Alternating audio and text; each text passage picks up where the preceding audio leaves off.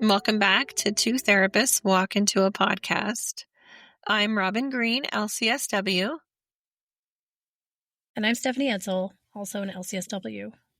We've reached the final episode of Series 5, The Men We Don't See, and this one feels really meaningful. It really does.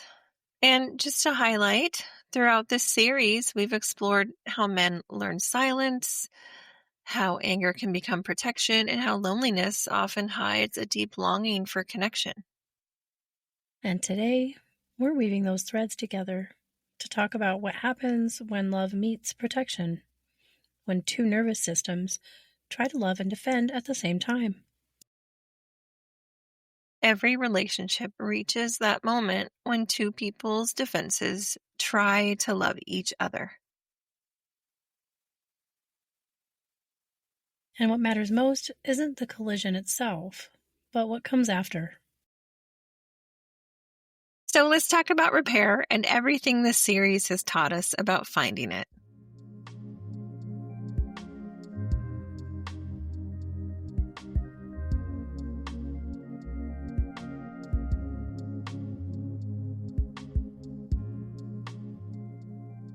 Before we start, take a long, full breath in through your nose and let it go slowly through your mouth.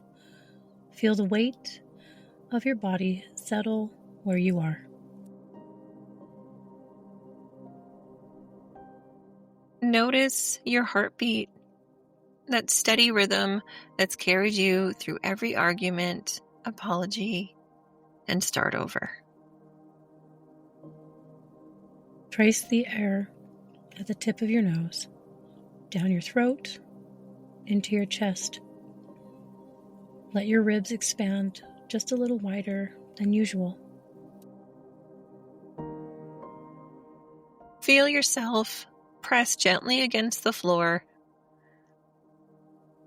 Maybe have your toes spread, your fingers spread out, being aware of the ground that's holding you.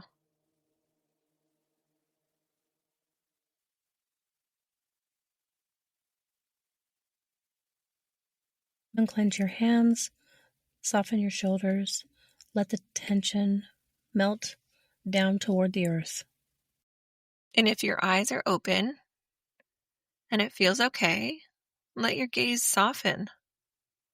Notice light, color, texture, or maybe a sound or scent nearby that reminds you that you're calm and safe.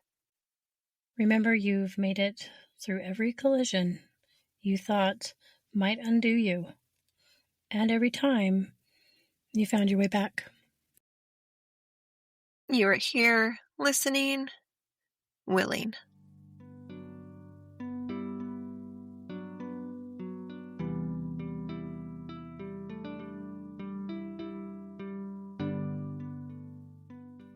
Love in collision happens when two coping systems, two nervous systems, if you will, try to protect at the same time.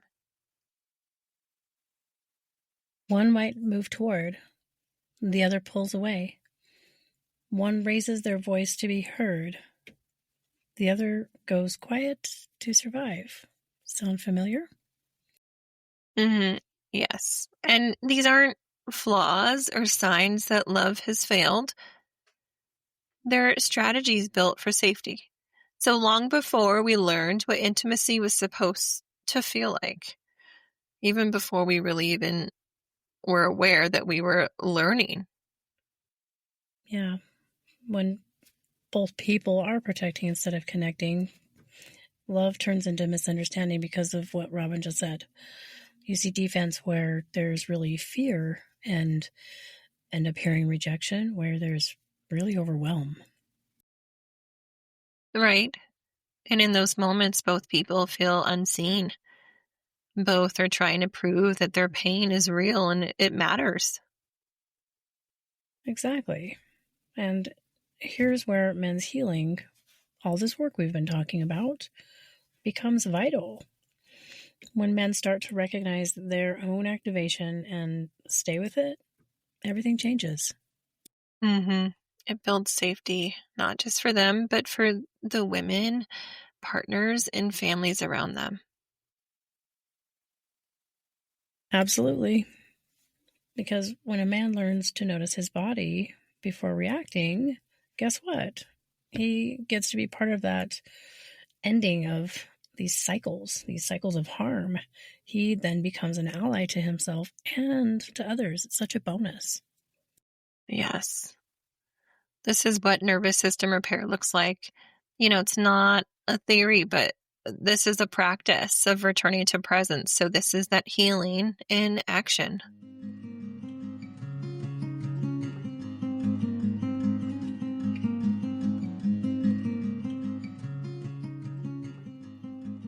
Here is today's nervous system nugget. Your nervous system doesn't regulate alone. It co-regulates. The body finds safety and calm, not just in solitude, but in that connection. So every calm tone, steady breath, or moment of being met without judgment, those are cues of safety your body remembers and mirrors. When one person slows their breath or softens their tone, the other's system often follows. This is that biology of empathy. Repair isn't just about returning to your own calm. It's a shared rhythm. The moment two people remember together that they're safe enough to stay.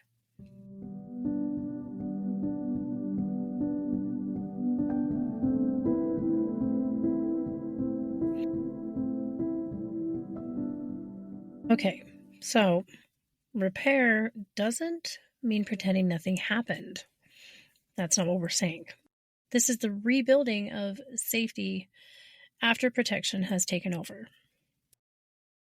For men, that might look like naming defensiveness before it turns to anger. For women, it might mean allowing a pause without assuming abandonment or their partner's feelings. And vice versa, to be fair, because For sure. both, yeah, I feel like I live in a community, just side note, where women specifically have been kind of trained to hide anger, that it's just not very becoming and it's not allowed. And so we're genuinely like applauding people because these are acts of courage. This is so true. I feel like we could do a series alone on that. Oh, I have those ideas as well. Right. And when we say repair, we don't just mean romantic repair. It's how fathers reconnect with children, friends re-engage after silence, communities heal collectively after harm. Ooh, I love that. It's true. And men's emotional health is community work. Because when men heal, we've said this before, that ripple touches everyone. Fewer women live in fear, more families recover, and wow, fewer sons grow up afraid of tenderness. Right. And overall, that's what we really hope this series has done. Started those conversations that can tend or create that ripple. So let's try something new for this finale, a sensory practice we call soft eyes. Ooh, I love new things. So check it out. When tension builds, we often narrow our focus, our eyes, our breath, and even our thinking. Soft eyes does the opposite. It helps your body remember there's more space than the conflict in front of you. Try it now. Relax your gaze. Widen your vision until you can see more of the room, the edges, the light. Feel your shoulders drop a little as your body registers that calm and that safety. This is co-regulation in action. Your body's signaling it's safe to stay. Next time you feel pulled to defend or shut down, soften your eyes and take one slower breath. Notice what shifts. It's subtle, but very powerful. Presence without words. And when you open your eyes this way, you open your heart a bit too.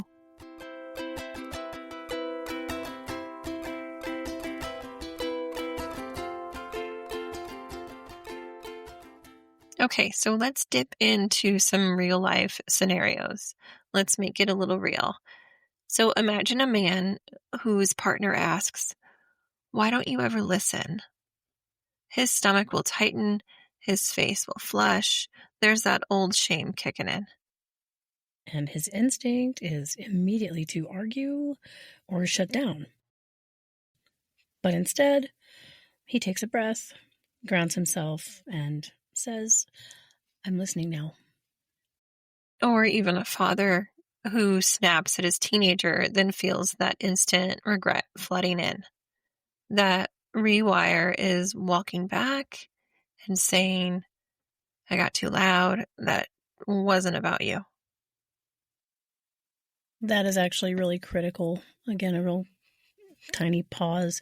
The repair is critical in relationships where parents do something that they didn't mean to.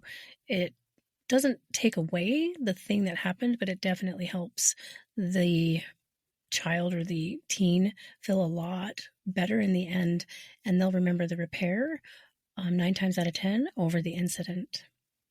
Mm-hmm. Thank you. Yeah, it's not just at home. How about a workplace where a manager realizes they dismissed a coworker's idea too quickly? Maybe they circle back and they say, I think I missed something important earlier. Or even a friendship that's gone quiet. One person reaches out and says, I've been more distant than I meant to be. You matter to me. In all of these moments, repair starts not with perfection, but with presence. The willingness to return to connection, even when it feels uncomfortable, because it's probably going to feel uncomfortable.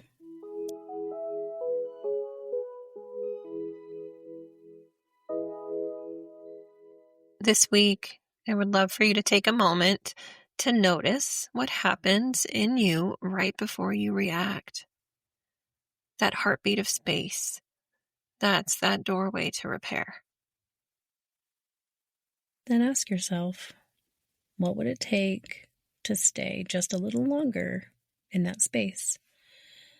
To choose curiosity instead of protection.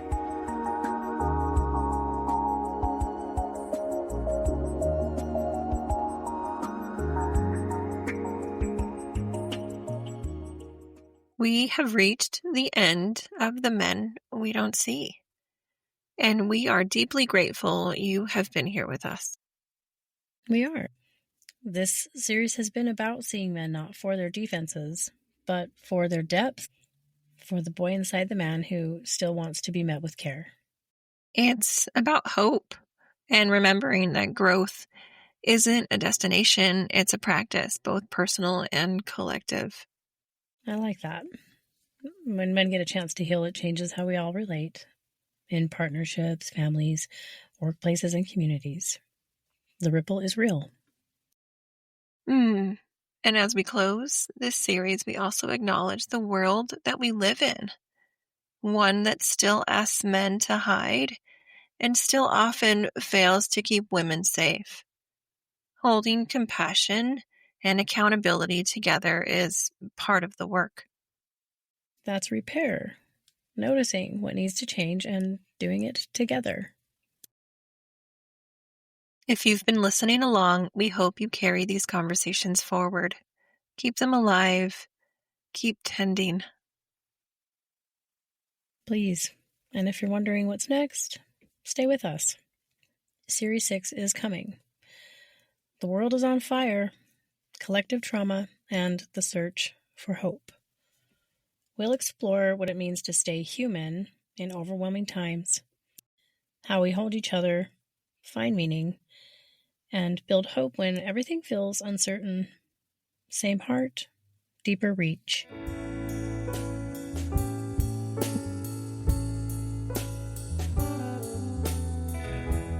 The world doesn't need men who never collide. It needs men who repair, who stay, and who lead with care.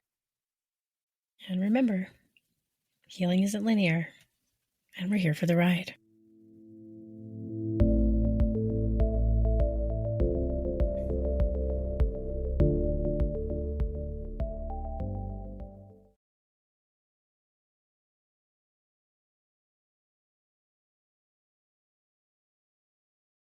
Thanks for sitting with us today. If something resonated, we'd love it if you shared the episode, left a review, or connected with us on social. We're two therapists walk into a podcast on most platforms. You can listen and subscribe wherever you get your podcasts. This podcast is for informational and educational purposes only. It is not therapy, does not replace therapy, and does not establish a therapist-client relationship. If you're in crisis, please reach out to a qualified mental health professional or call 988 in the U.S.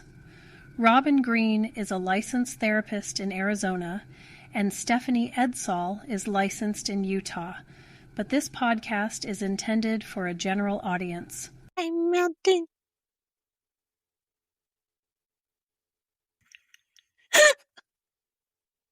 Did you say you're melting? Oh, it's because I was